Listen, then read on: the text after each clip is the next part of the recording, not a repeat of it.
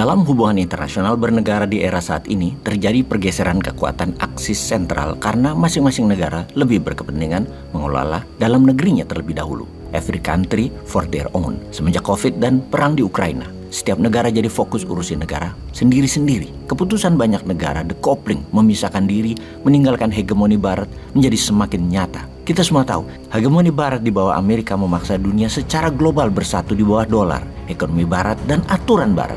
New World Order itu adalah ikut aturannya Amerika dan sekutu Barat yang dibungkus dengan kebijakan lembaga multilateral seperti PBB, IMF, World Bank, perusahaan swasta multinasional atau VOC-nya modern milik Amerika dan Barat, dan lain sebagainya. Namun perlahan dunia bergeser. Perlahan dunia sadar bahwa ternyata yang untung hanya hegemoni Barat. Salah satunya mereka membangun aliansi kekuatan ekonomi. Ada 5 negara yang tumbuh cepat mereka bergabung dalam BRIC, yaitu negara Brazil, Rusia, India, China, South Africa, yaitu semua disingkat menjadi BRIC. Diperkuat dengan kunjungan Presiden Afrika Selatan Cyril Ramaphosa ke Saudi Arabia kemarin, yang mana dia, Ramaphosa, mendeklarasi satu hal yang sangat mengejutkan dunia. Katanya, MBS, Muhammad bin Salman, putra mahkota Saudi, menyatakan negaranya, Saudi, ingin bergabung ke BRIC.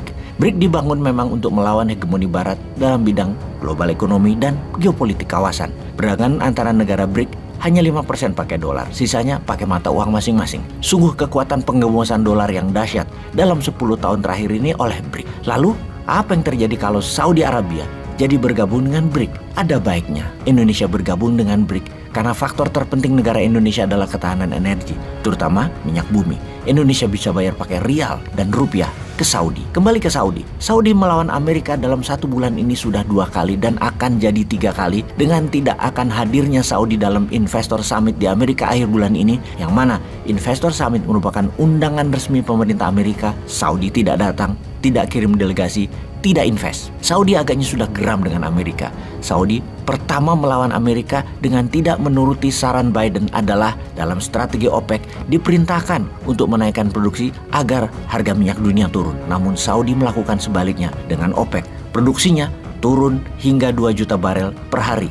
Amerika sesungguhnya ingin OPEC meningkatkan produksi adalah bentuk otoritariannya Amerika. Tapi OPEC Plus dengan berani menantang malah turunkan produksi yang membuat harga minyak bumi naik. Kemudian MBS membuat Amerika harus bayar 0,20 dolar lebih mahal dari harga umum. Kuapok kon Amerika. Kemudian yang kedua, Saudi menyatakan berminat akan gabung dengan BRIC yang akan mengadakan summit di pertemuan tingkat tinggi negara-negara BRIC di Afrika Selatan tahun depan. Saudi melamar bergabung untuk menjadi anggota ke-6. Secara prinsipil, BRIC adalah alternatif kekuatan untuk membuat negara masing-masing menjadi berdaulat, tidak dikendalikan hegemoni Barat. Itu prinsip awal berdirinya BRIC yang menjadi minat banyak negara untuk ikut bergabung.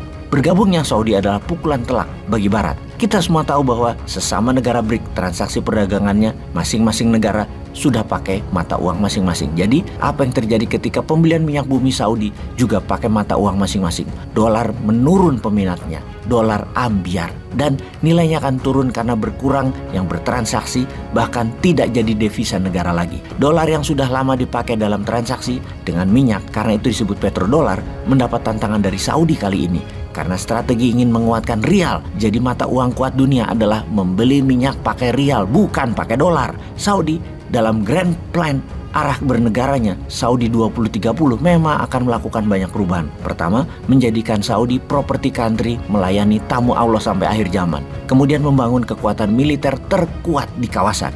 Hal ini baru sadar ya Saudi ini. Kenapa nggak dari dulu pakai rialnya, nggak usah pakai dolar? Ya sudah, sadar sekarang ya nggak apa-apa. Yang penting langsung bertindak, dedolarisasi. Sama seperti strategi New Mind 2045, dedolarisasi pakai emas dan rupiah untuk transaksi mineralnya Indonesia. Makanya ada baiknya Indonesia join BRIC. Jadi tenang. Kalau Opung dan teman-teman di atas sibuk jalan-jalan joget-joget di sosmed, agaknya nggak nyandak mereka begini-beginian itu. Sudahlah, nanti kita di tahun 2024 yang pegang New Mind kok. Tenang semuanya ya. Kita mainkan dunia sebagai pemeran utama setelah tahun 2024 itu. Bukan seperti sekarang Indonesia hanya jadi bolo dupaan di drama wayang orang yang keluarnya jam 1 malam biar penonton nggak ngantuk bareng Punokawan. Sebagai bolo dupaan, ya bolo untuk didupak-dupak, ditendang-tendang, digelundung-gelundung tok kerjanya. Ampun deh.